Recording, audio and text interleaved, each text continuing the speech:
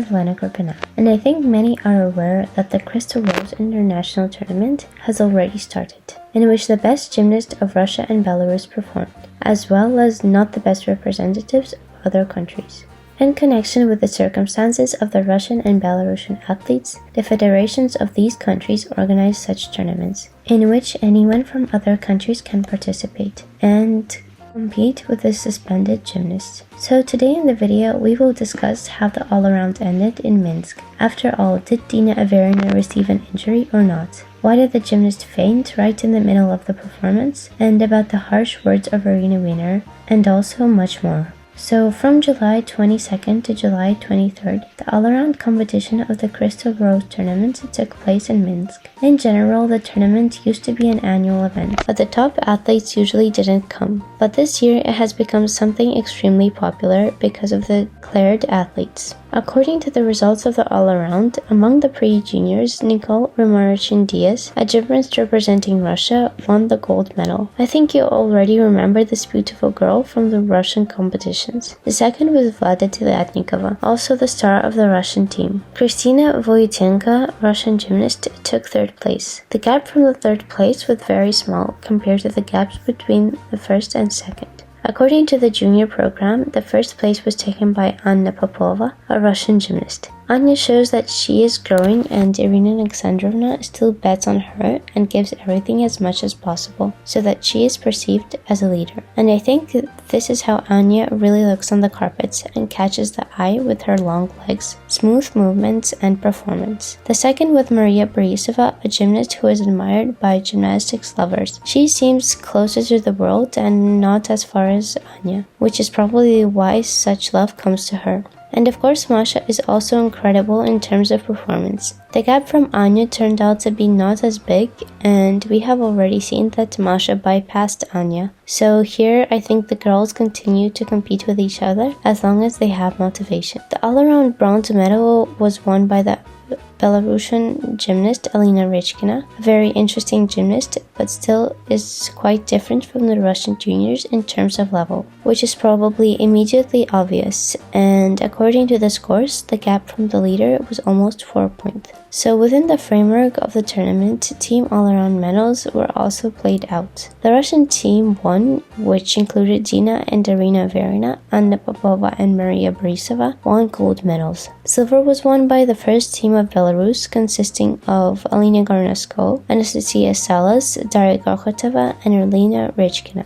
while bronze went to the other Russian team, consisting of Lala Kramarenko, Anastasia Guzenkova, Daria Chiganichina, and Yeva Kalinina. Well, let's move on to the seniors. It all started with a small informational occasion, which I think fueled interest in the upcoming tournament. On the eve of the tournament, Dina Averina twisted her leg and could not complete her exercise. As reported by Sport24 correspondent, immediately there were photos of Dina crying, doctors applying frost to her leg, and how she continues training with an ice compress. However, the most interesting reaction of the head coach Irina Wiener to this whole situation. The journalist began to ask her questions whether Dina would withdraw due to an injury, but Irina Alexandrovna said that Dina simply did not succeed in an element and she fell down, and she will perform definitely. Well, she threw a very curious phrase to the news, having said, quote, "Why are you so picky to some nonsense? Oh, one woman said something there. Bullshit. Dina will perform. Everything is fine." Of course, such a statement gave rise to new discussions, and the fact that Irina Alexandrovna does not consider an injury that a person's leg was frozen, and that she speaks to the journalists calling their work nonsense. But after the performances, many associated this non-injury with a final place in the all-around.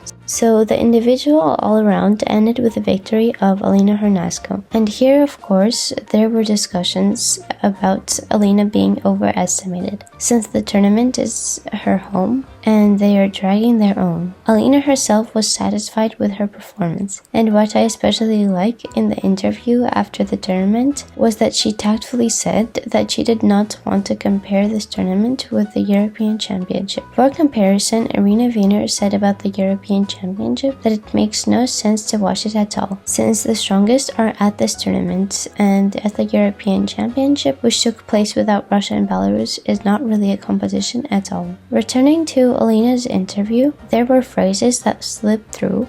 It's about injuries that are worrying her now. So apparently, despite the fact that the season is not active, injuries are still being pursed. In terms of performance, Lena coped very well with all her routines, but of course, there were far from clean performances. There were inaccuracies and dirt in all routines, but even despite this, the performances were very touching, perhaps due to the fact that I missed the gymnasts of Russia and Belarus. And of course, the scores at the tournament were very high, especially when compared with the European Championship. Another pleasant moment is, despite the fact that the girls did not perform at major competitions, they did not cease to please the fans with new leotards. So Lena updated her hoop costume. Russian gymnast Lala Kramarenko won the silver medal in the all-around. Of course, Lala is very much loved for her pirouettes, and watching the broadcast, you can directly hear it from the enthusiastic voices of the fans. It was also not possible for her to pass all 4 routines cleanly, and in addition to the dirt and inaccuracies, there was a loss in the clubs. Well, the moment that foreign fans began to discuss,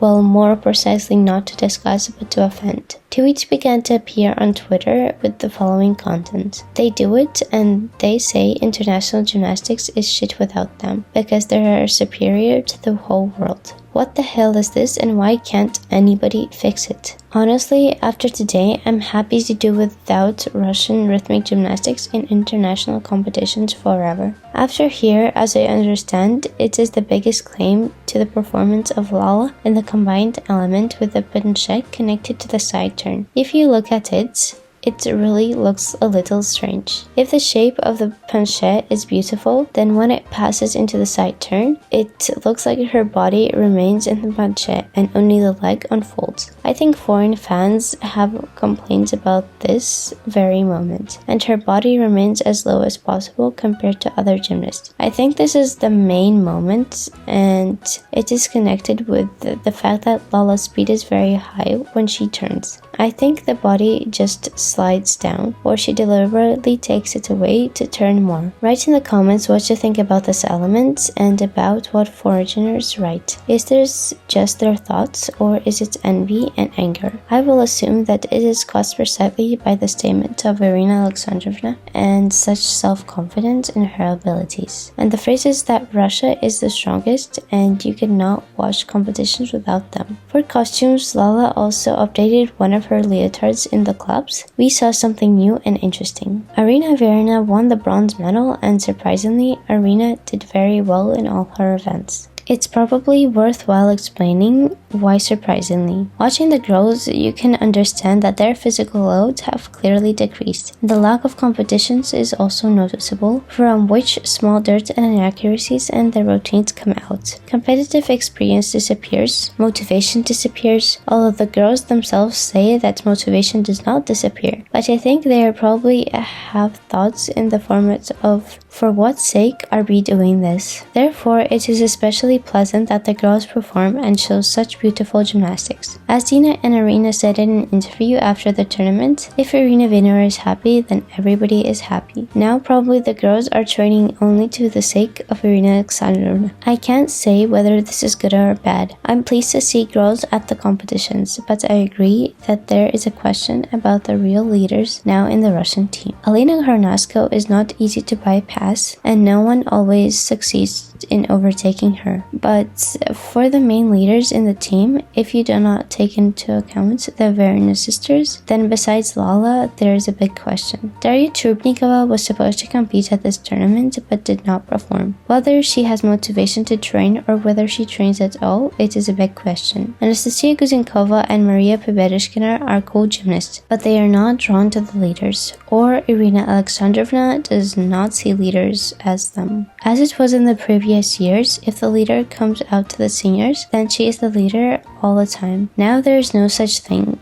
and the lack of international starts also does not help with this. But it hurts to talk about the sad. Despite the inaccuracies and the dirt, I really like Arina today. Well, I can't help but note the insanely beautiful leotard for the ribbon. Just unrealistically beautiful. The fourth place was taken by Anastasia Salas, and of course, there were some losses. Nastya loses even when the competitive season is on, and she has not yet learned how to perform consistently. But in any case, she is simply unrealistically cool, and her performances are just in the heart. So the ball was lost. By the way, here she has a new leotard, and there was also a loss in the ribbon, which she dealt with a little longer than wanted. And to be honest, when I watched the tournament, I even cried, because the girls don't compete together anymore, and I realized that I really miss this kind of competitions, compared to following everything as two different worlds in gymnastics. Dina Averina took 5th place, and I think it was clear here. In general, it seems to me that in terms of purity, Dina performed worse than the leaders today, so I had no idea that she was judged badly today. But in general, knowing Dina and remembering her competitive experience, she always performed very well after several tournaments, and the first starts of the season were always difficult for her. So probably for her now, every tournament is like this. Hence, there are so many inaccuracies. Although this may be the case of the same non-trauma. They won't tell us about this for sure, and